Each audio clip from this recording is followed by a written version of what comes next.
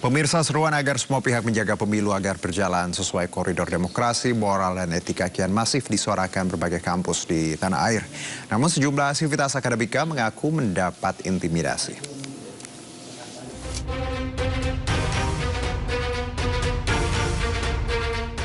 Suara lantang menyikapi situasi kebangsaan saat ini makin keras dilontarkan oleh berbagai kampus di tanah air.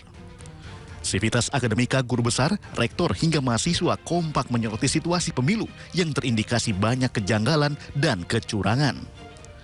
Di Universitas Gadjah Mada, para guru besar mengkritik tindakan Presiden Jokowi yang dianggap telah menyimpang. Mereka juga meminta agar Jokowi kembali pada koridor demokrasi. Petisi untuk pemerintah juga disampaikan Sivitas Akademika Universitas Islam Indonesia Yogyakarta. Lewat petisi berjudul Indonesia Darurat Kenegarawanan, mereka menyampaikan keprihatinan atas kondisi politik kebangsaan yang terjadi akhir-akhir ini. Petisi ini dibuat bukan sebagai partisan, namun murni bentuk keprihatinan.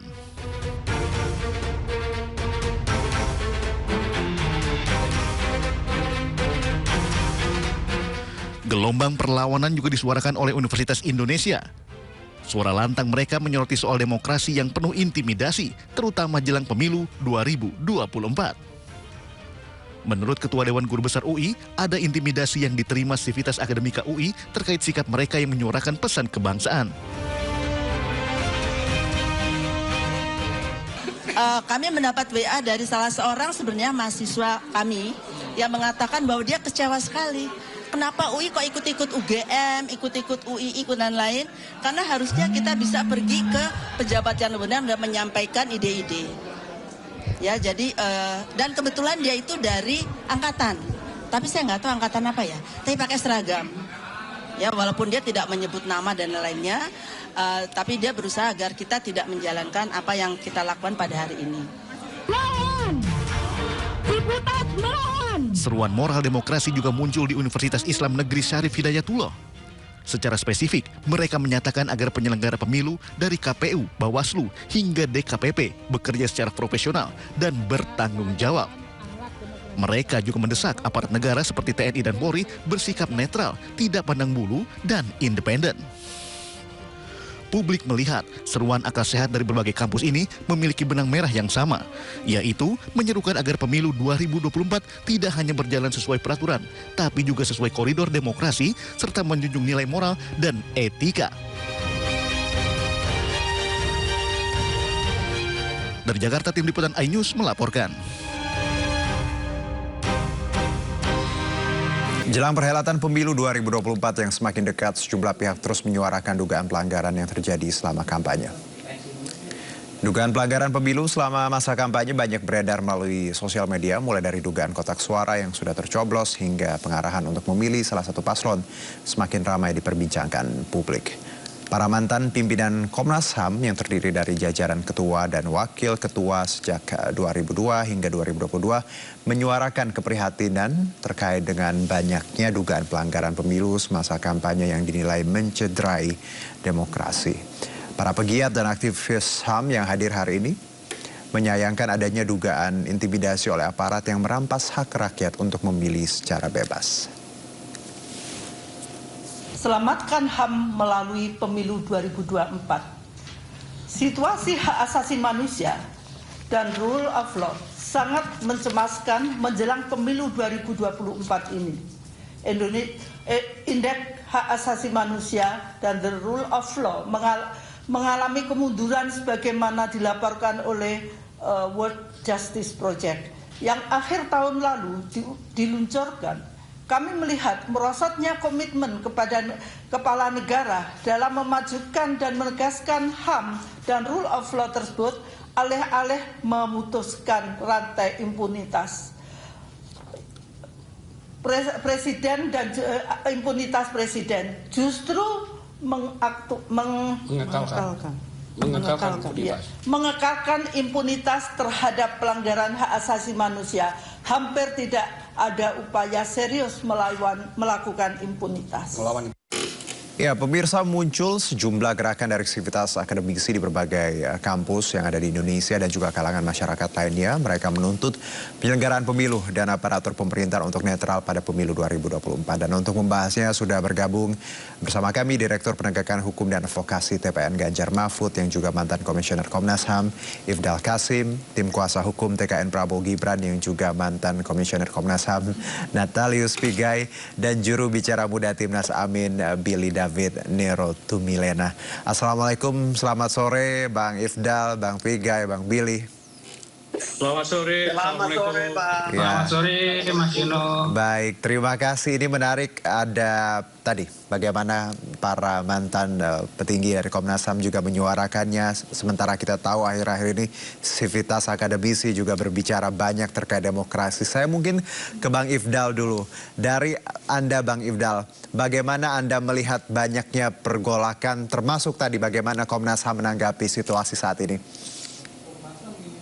Ya, saya melihat ya perkembangan saat ini itu menunjukkan munculnya berbagai tanggapan ya dari kalangan akademisi ya, dimulai dari UGM dan seterusnya dari berbagai perguruan tinggi, dari berbagai sivitas akademika itu sebetulnya mengangkat apa yang menjadi keresahan di dalam masyarakat secara umum ya. Keresahan utama yang mereka lihat adalah mereka khawatir dengan jalannya penyelenggaraan pemilu saat ini, di mana diwarnai oleh berbagai macam pelanggaran-pelanggaran ya, baik pelanggaran yang bersifat administratif maupun bersifat pidana. Nah, kekhawatiran ini juga ditunjukkan dengan lahirnya berbagai keputusan yang dikeluarkan oleh lembaga yang otoritatif ya, seperti Mahkamah Konstitusi, kemudian MK ya, Mahkamah Kehormatan MK, kemudian yang terakhir adalah DKPP. Ini semua karena adanya pelanggaran-pelanggaran etis ini menyebabkan timbulnya berbagai pertanyaan dari masyarakat. Nah, pertanyaan inilah yang kemudian diajukan dalam bentuk berbagai keprihatinan tadi oleh sivitas-sivitas akademika itu. Nah, sivitas akademika ini menyuarakan bukan kepentingan kelompok atau kepentingan satu konteks politik ya, tapi mereka betul-betul menyuarakan kepentingan dari perguruan tinggi ya, yang berlandaskan pada prinsip-prinsip kebenaran ya, hati nurani dan panggilan untuk mengabdi kepada masyarakat. Nah, ini yang mendasari itu. Sebagai upaya apa? Sebetulnya apa yang mereka prihatinkan ini diharapkan ada koreksi. Nah, sebetulnya apa yang disuarakan ini adalah keinginan untuk ada langkah koreksi dilakukan, sehingga tidak menimbulkan dampak yang terlalu besar yang merugikan masyarakat pada umumnya. Jadi apa yang diprihatinkan ini sebetulnya adalah bagian dari usaha untuk mengoreksi jalannya pemilu ini, sehingga ada tindakan korektif yang segera dilakukan oleh penyelenggara pemilu maupun oleh pemerintah. Kita lihat kan sebetulnya ada langkah koreksi yang dilakukan, seperti misalnya Presiden Jokowi karena banyak kritik-kritik yang muncul sudah menunda untuk berkampanye ya, Bang ya? Pembagian bansos dan juga tidak melakukan kampanye, meskipun dia sebelumnya menunjukkan adanya pasal yang memberikan hak bagi presiden untuk berkampanye. Tapi kan karena gelombang protes dan kritik dari masyarakat, sehingga presiden juga mengambil langkah koreksi. Nah, ini yang kita harapkan sebetulnya dari seruan-seruan moral yang diketengahkan oleh berbagai kalangan ini, sivitas akademika ini. Ini sebagai usaha untuk menjaga pesta demokrasi kita ini berjalan dengan asas yang ada di dalam yang dijamin oleh Undang-Undang Pemilu itu, yaitu jujur, adil, dan fair. Nah, itu sebetulnya yang termasuk Komnas HAM ya Bang Ifdal, Anda juga pernah bagian dari Komnas kenapa? HAM. Hari ini juga Komnas HAM mengeluarkan sikapnya, Anda tentunya sepakat dengan itu? Ya, kami sebetulnya tadi menyampaikan keprihatinan itu dalam rangka itu tadi, dalam rangka upaya untuk diambilnya langkah-langkah korektif terhadap apa yang sudah terjadi itu. Sehingga kita dalam pemilu ini yang tinggal beberapa hari lagi ini bisa menjalankan peran yang Bang Ifdal, pemilu itu, saya dapat poinnya. Ya. Kita ke Bang Pigai ya, Bang Ifdal, kita gantian sedikit. Bang Pigai, Anda juga pernah menjadi bagian Komnas HAM. Hari ini para mantan komisioner bersikap. Bagaimana tanggapan Anda, Bang Pigai? Ya, jadi begini. Ya, yang pertama para akademisi. Sah-sah sajalah apa mereka menyampaikan pendapat. Hanya memang tidak tepat. Kalau namanya akademisi itu kan harus menganalisis kita demokrasinya posisi di mana. Apakah masih pseudo demokrasikah, prominent demokrasikah, atau kita memang menganut hibrid dari Barat atau kita menggunakan demokrasi lokal. Mereka harusnya menyampaikan academic note. Jadi bukan kayak mahasiswa atau siapa saja aktivis yang turun ke lapangan menyampaikan pendapat, pikiran, dan perasaan. Tapi ya kita menghormati bahwa sikap-sikap mereka itu kan kelompok partisan. Kita lihat saja, semua partai politik itu ada dosen-dosennya di situ. Penasehat juga ada dosen-dosennya. Dalam pemerintahan juga ada dosen-dosennya. Karena itu kalau kita bilang mereka adalah objektif, kemudian imparsial, menyampaikan pendapat, pikiran, dan perasaan tentang demokrasi dan nilai-nilai, itu sah-sah saja. Yang kedua, dan yang dari pendapat dari mantan komisioner Komnas HAM, saya kan ketua tim. Saya ini ketua tim nasional pemantauan pemilu 2014 loh. Dan juga pemilu 2017 itu saya. Mereka itu anggota saya. Karena itu mereka dulu adalah bagian dari partisan Jokowi. 2019 sudah tahu bahwa saya itu adalah saya memberikan masukan-masukan yang agak objektif, tapi mereka tetap saja mendukung Pak Jokowi. Jadi mereka juga tidak fair pendapat mereka itu. Saya ini ketua timnya loh Pak. Mereka itu anggota saya itu dalam pemantauan pemilu berbasis HAM. Human Rights and Election. Bang Pigai. Karena itu menurut saya pendapat mereka itu juga menurut saya oke lah pendapat. Jadi saya menganggap itu sebagai pendapat partisan. Jadi baik itu kelompok aktivis HAM yang tadi sampaikan maupun juga dari universitas itu adalah pendapat-pendapat partisan dan wajar dalam alam demokrasi. Yang pertama saya mau ingin sampaikan, yang jelas Pak Prabowo tidak bersalah. 2004 Pak Prabowo itu kalah loh. 2009 kalah, 2014 kalah, 2019 kalah. Kalau dia manipulator, dia pelaku aktor di balik election fraud, atau misalnya pelaku kejahatan pemilu, mungkin dia sudah menang dari dulu, Pak. Jadi justru yang pelaku-pelakunya ini ada di dalam partai ruling party yang sekarang mendukung salah satu paslon calon presiden yang ada. Kita lihat mantan Panglima TNI ada, kita lihat lembaga intelijen negara juga ada di sana. Aktor-aktor pelaku kejahatan 2019 itu kan ada di sana semua. Sekarang baik, Bang Pigai. Yang mendukung Pak Prabowo itu siapa? Baik, pelaku aktornya. Bang Pigai, saya dapat poinnya juga. Kita ke Bang Billy, kita ke Amin dulu nih ya. Kita pengen dengar pendapatnya. Silakan Bang Billy. Baik, terima kasih. Jadi dari momentum ini yang perlu kita maknai tentu ini merupakan suara dari kegelisahan dan juga keresahan yang ada di masyarakat. Dan tentu kalau kita belajar dari sejarah, ketika 98 pun juga suara itu dimulai dari PNS dan waktu itu peneliti-peneliti dari LIPI juga menyuarakan hal yang sama. Dan ketika kita melihat fenomena baik di perguruan tinggi atau seperti Komnas HAM yang hari ini melakukan deklarasi atau beberapa hari kemarin dari mantan petinggi KPK juga menyuarakan hal yang sama, kita tentu melihat ini sebagai sebuah seruan moral di mana mereka hadir sebagai bukan sebagai institusi kampus tentunya, tapi tentu kita lihat bahwa yang terjadi, apa yang disuarakan, menyuarakan yang menjadi kegelisahan rakyat masyarakat, baik itu tentang proses di MK, kemudian yang terbaru juga proses di dalam KPU sehingga pimpinannya dianggap juga melanggar etika dan mendapat peringatan keras, dan itu merupakan momentum dari beberapa peristiwa yang kemudian merujuk kepada langkah ataupun seruan yang diambil oleh perguruan tinggi.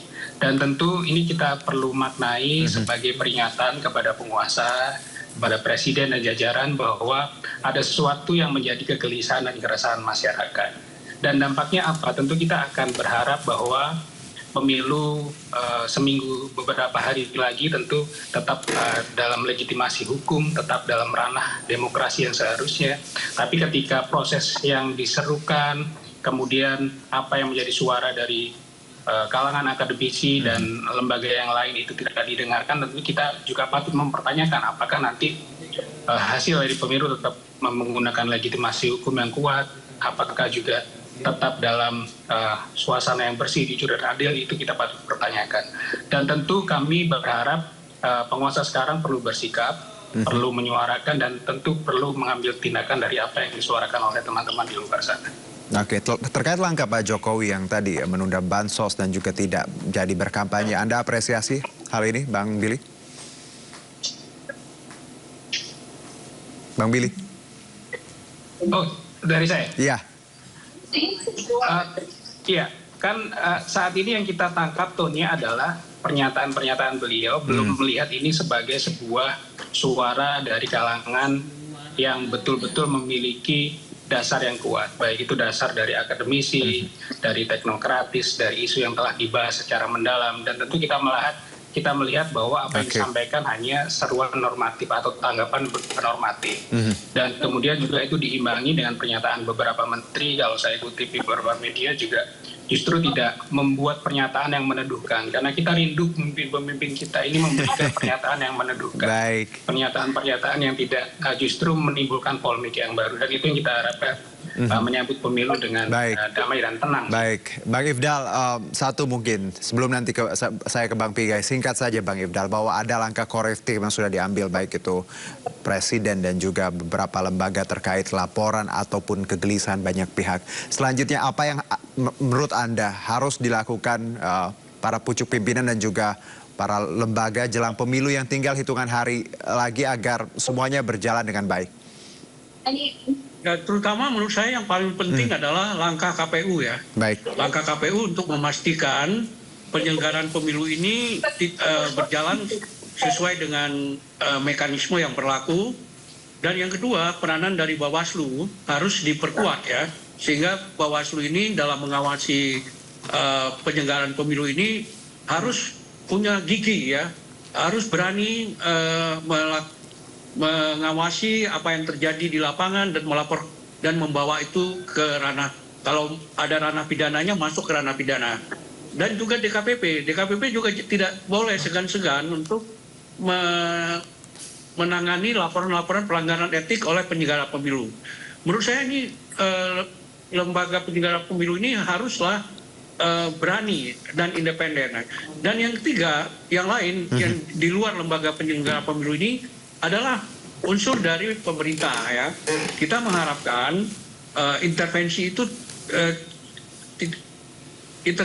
jangan lagi dilakukan ya dalam beberapa hari ke depan ini, karena intervensi ini akan berbahaya bagi pemilu yang jujur dan adil dan bermartabat. Gitu. Baik. Nah, karena itu bentuk-bentuk intervensi apakah yang dilakukan oleh Presiden, oleh ASN, oleh TNI Polri itu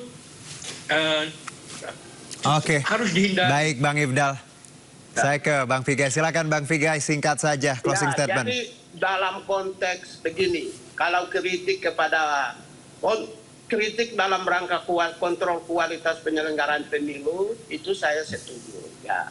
Baik itu kritikan kepada dalam rangka kontrol kualitas pemilu kepada penyelenggara pemilu maupun pemerintah. Itu saya sangat setuju lah. Karena yang pertama yang harus dikritik itu adalah variabel-variabel penyelenggaraan pemilu, misalnya right to vote, hak untuk memilih.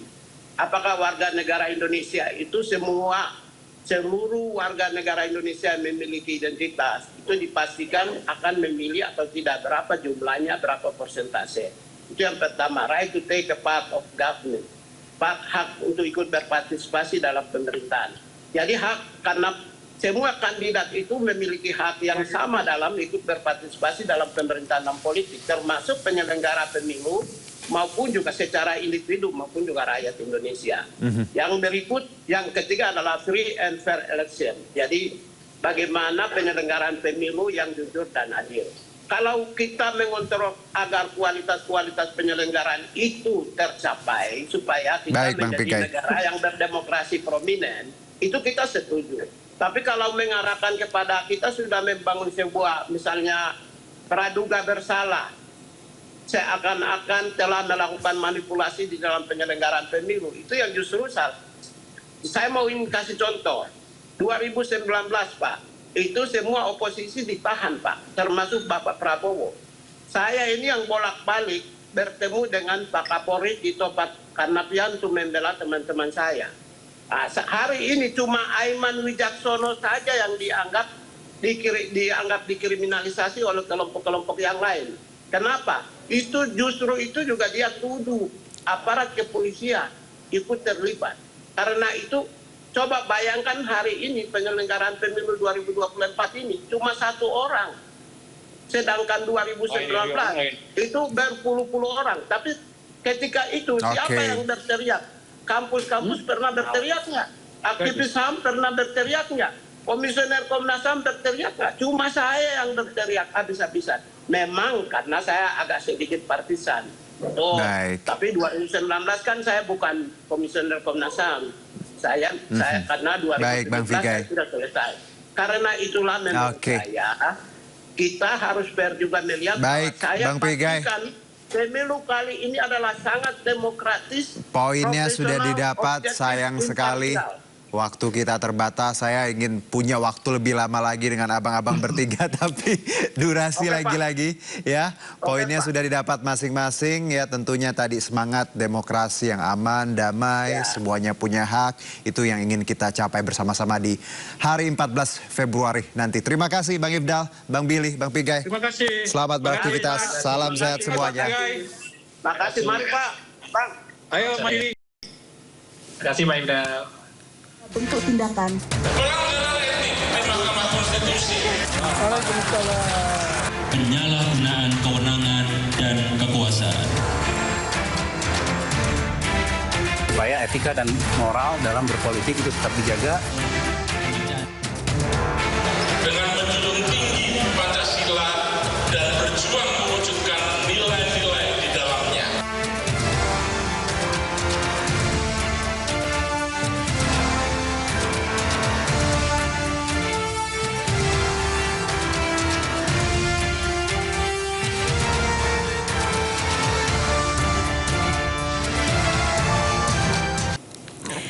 Ya, pemirsa, program bantuan sosial kerap dikaitkan sebagai komoditas elektoral. Hal itu tidak terlepas dari temuan sejumlah bansos yang memuat pesan atau gambar pasangan calon tertentu. Untuk mengulasnya sudah bersama kami Guru Besar Universitas Paramadina, Profesor Didin Damanhuri.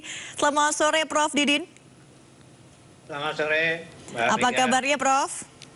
Baik. Baik ya, terkait dengan bansos kini sudah menjadi isu yang panas di tengah masyarakat, apalagi juga banyak kritikan dari para guru besar universitas. Kalau kita melihat saat ini pemerintah sedang menggelontorkan bantuan sosial sebesar 500 triliun.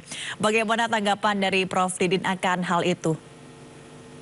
Ya, bantuan sosial ini tentu bagi masyarakat adalah kayak oase ya yang sangat dibutuhkan. Tapi soalannya ini kan penggelontoran ini kok besar-besaran di saat mau pencoblosan ya. Ya. Dan jumlahnya pun paling besar dalam sepanjang sejarah itu. Penggelontoran bansos itu.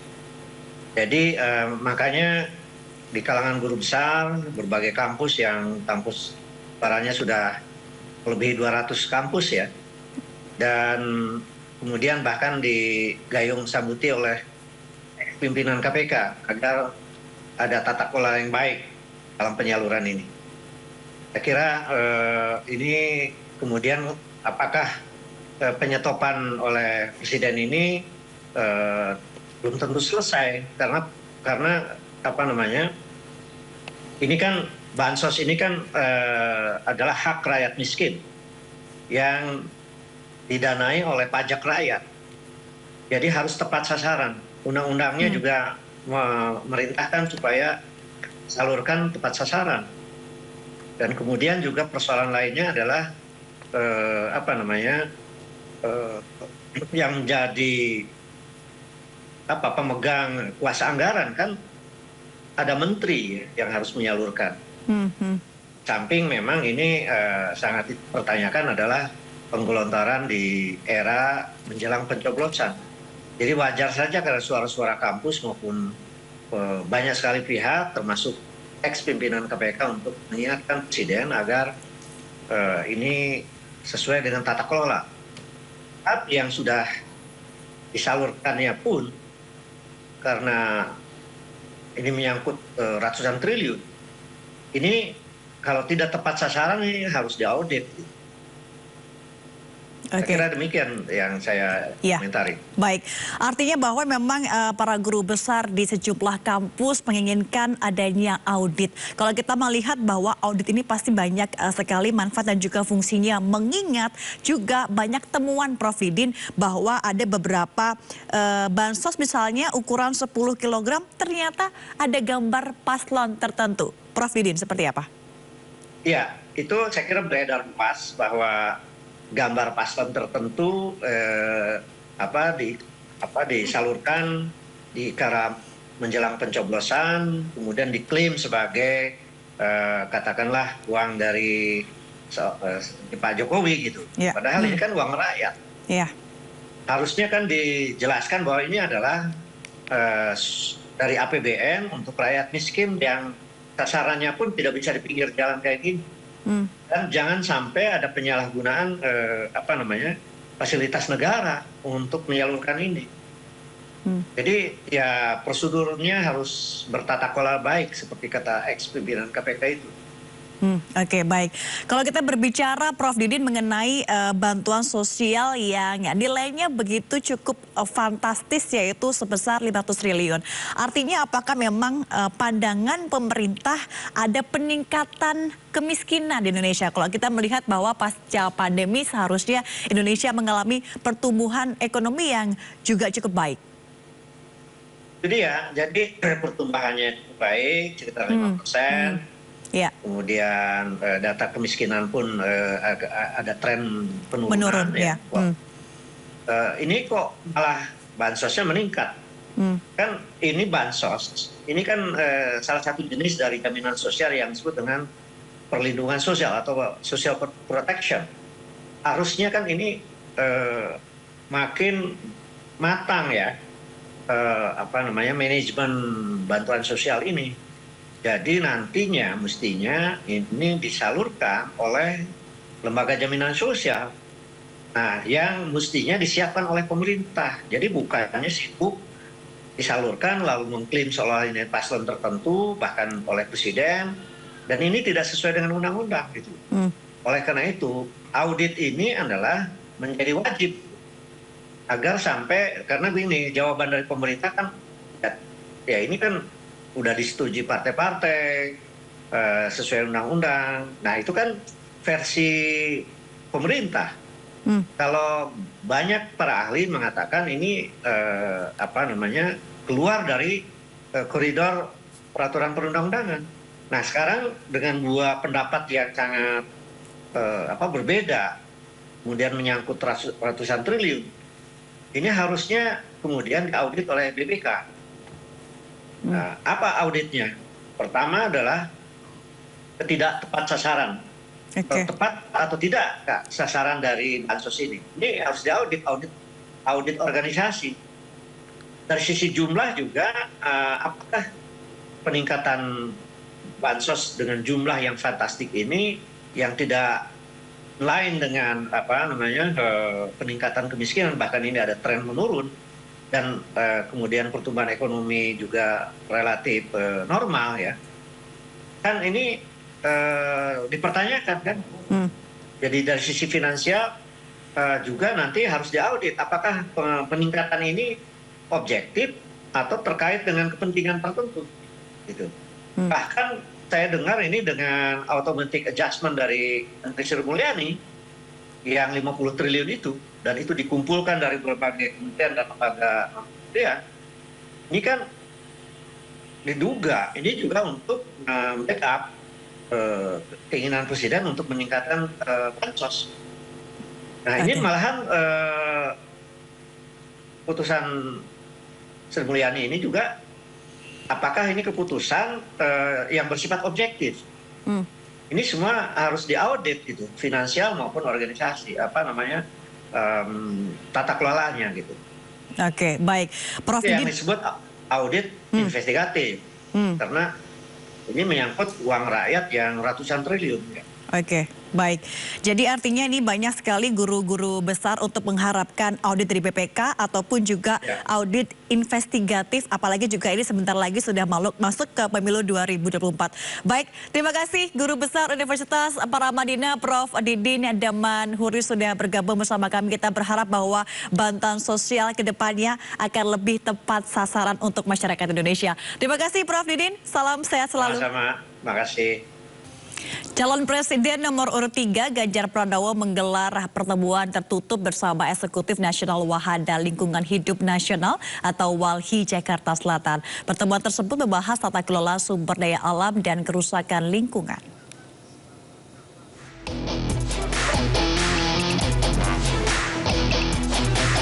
Calon Presiden nomor urut 3 Ganjar Pranowo mendatangi kantor Eksekutif Nasional Wahana Lingkungan Hidup Nasional atau WALHI di Mampang, Jakarta Selatan. Ganjar yang tiba pada Kamis malam disambut oleh anggota WALHI. Dalam pertemuan tertutup tersebut membahas 2 poin masalah lingkungan hidup, di antaranya tata kelola sumber daya alam dan kerusakan lingkungan akibat pertambangan dan perkebunan yang tidak terkontrol. Ketika perubahan iklim besar terjadi, dunia makin tidak baik-baik saja. Ya sumber daya alamnya, iklimnya pengaruh ke banyak akses dari masyarakat yang makin hari makin memburuk. Maka rasa-rasanya ada banyak hal yang mesti kita review. Maka tadi saya sampaikan, satu ada kasus yang sudah terjadi, katakan pertambangan, lalu perkebunan yang kemudian menjadi tidak terasa adil karena masyarakat yang ada di sekitarnya tidak bisa mengakses. Ada 2 persoalan utama, ada 2 topik utama yang kita bicarakan. Yang pertama, Indonesia sangat kaya dengan sumber daya alam, tetapi rakyat menerima deritanya selama ini. Artinya ada tata kelola sumber daya alam, baik pemilik, akses, dan pengelolaan di Indonesia ini masih salah. Ganjar juga menegaskan akan mengundang WALHI untuk mengatur kebijakan dalam memberi izin pembangunan pertambangan dan perkebunan demi menekan jumlah kerusakan lingkungan di Indonesia yang saat ini dinilai semakin memburuk. Dari Jakarta, Rian Rahman, Dimas Yunardi, iNews melaporkan. Pasangan calon presiden dan wakil presiden nomor 3 Ganjar Pranowo, Mahfud MD menghadiri kampanye akbar di Banyuwangi, Jawa Timur. Dalam acara hajatan rakyat 3 menang total itu Ganjar sampaikan visi misi, salah satunya 1 sarjana 1 keluarga.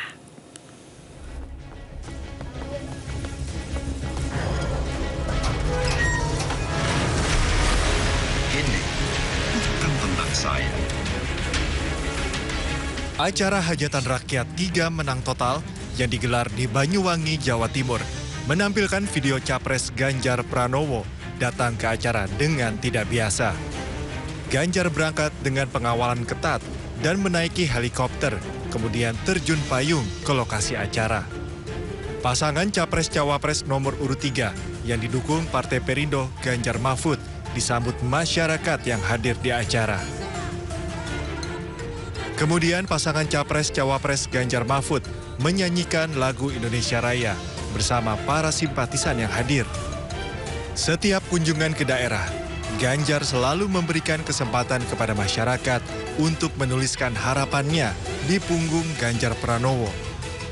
Di hadapan para pendukungnya, Capres Ganjar Pranowo menyampaikan visinya terkait pendidikan, di antaranya program Satu Keluarga Miskin, Satu Sarjana.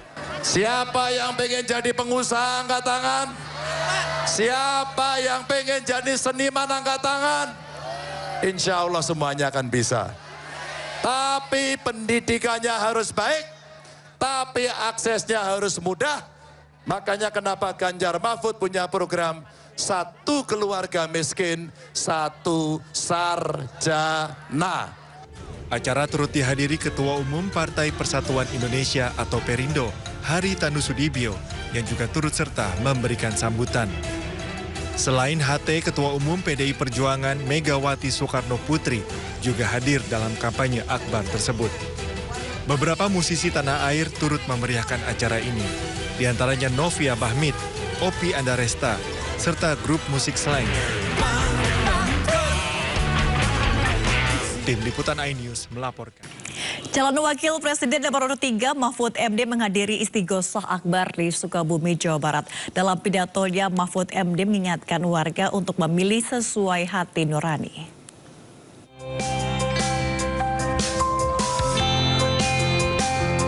Kedatangan calon wakil presiden nomor urut 3 Mahfud MD disambut antusias ribuan warga yang sudah menunggunya di alun-alun Cicurug, Kabupaten Sukabumi, Jawa Barat. Dalam kunjungan kali ini, Mahfud MD menghadiri Istighosah Akbar bersama ribuan warga.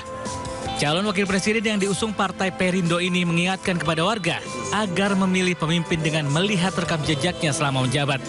Mantan Menko Polhukam ini mengajak masyarakat untuk sholat istikharah sebelum memilih calon pemimpin pada pemilu 14 Februari mendatang.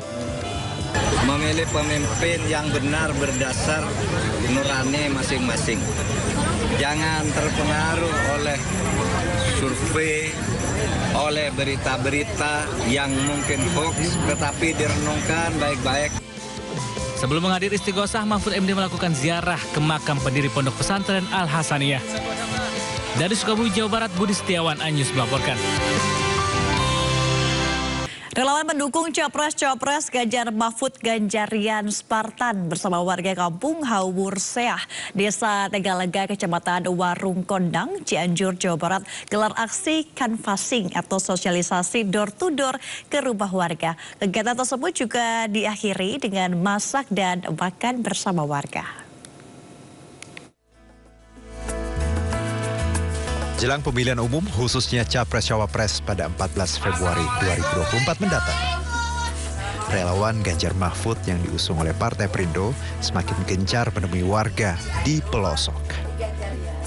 Hal tersebut salah satunya dilakukan oleh relawan Ganjarian Spartan dengan melakukan canvassing atau sosialisasi Capres-Cawapres Ganjar Mahfud dengan cara door-to-door ke rumah-rumah warga sekaligus membagikan alat peraga kampanye seperti kaos, stiker, dan kalender. Lantaran dengan aksi canvassing tersebut dinilai jauh lebih efektif dan lebih dekat lagi dengan warga. Tidak hanya itu, untuk lebih mendekatkan hubungan emosional, kegiatan tersebut juga diakhiri dengan masak dan makan liwet bersama warga. Menurut Komandan Regional Ganjarian Spartan Wilayah Jawa Barat, Andi Tasbi, hal tersebut akan terus dilakukan hingga masa minggu depan. Selain itu, pihaknya juga menargetkan suara untuk Ganjar Mahfud sebanyak 18 juta suara di wilayah Jawa Barat.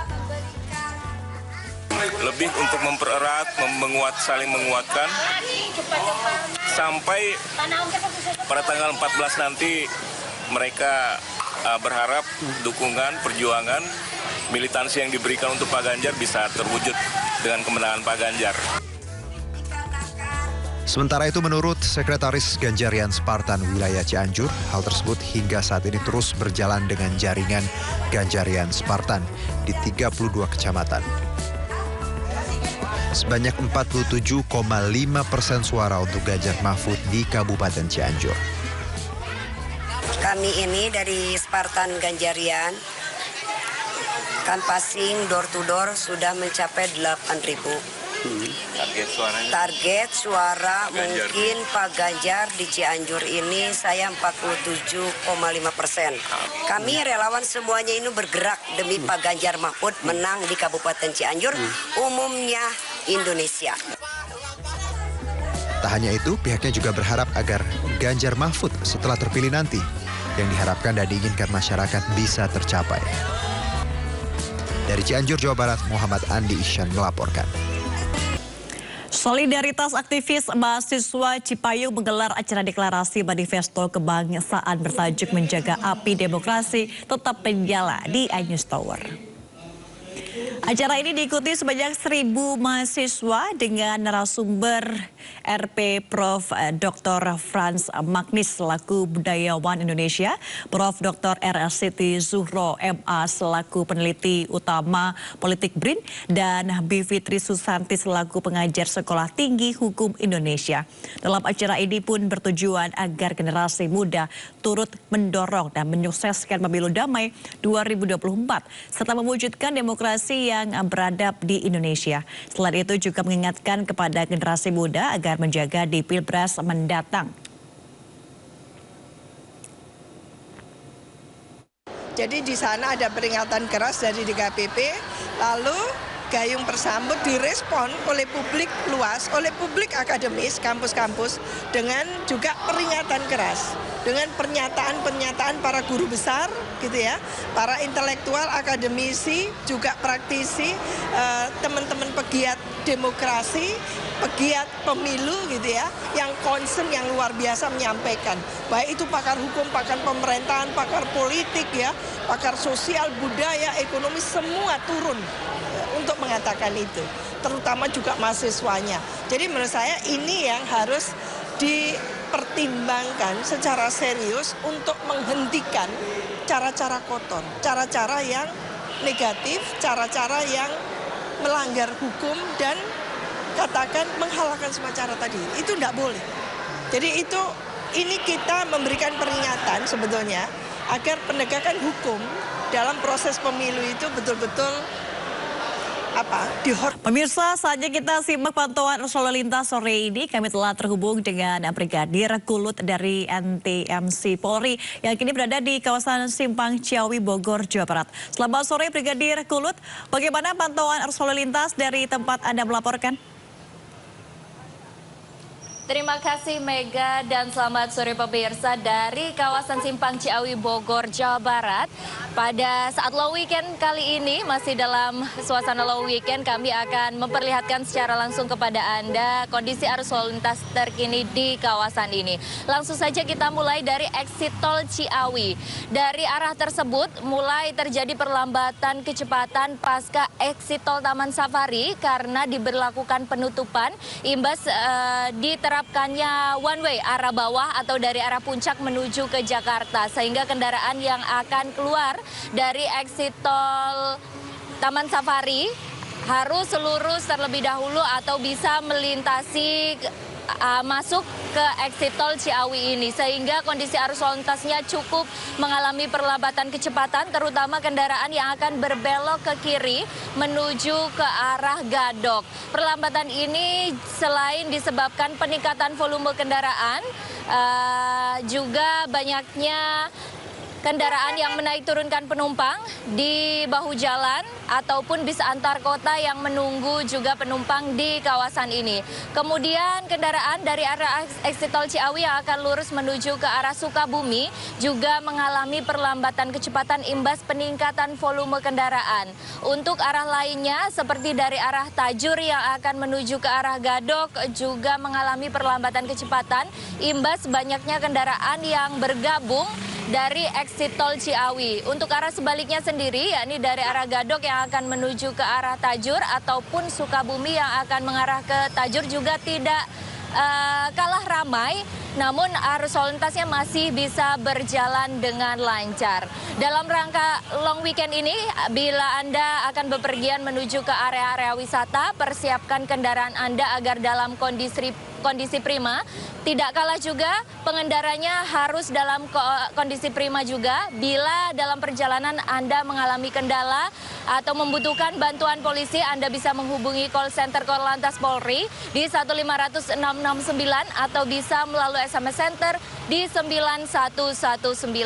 Stop pelanggaran, stop kecelakaan, keselamatan untuk kemanusiaan, salam presisi. Sekian Brigadir Kulut melaporkan dari kawasan Simpang Ciawi Bogor, Jawa Barat. Kembali ke studio, silahkan Mega. Baik, terima kasih Brigadir Kulut atas laporannya dari kawasan Simpang Ciawi Bogor, Jawa Barat. Selamat bertugas kembali, salam presisi.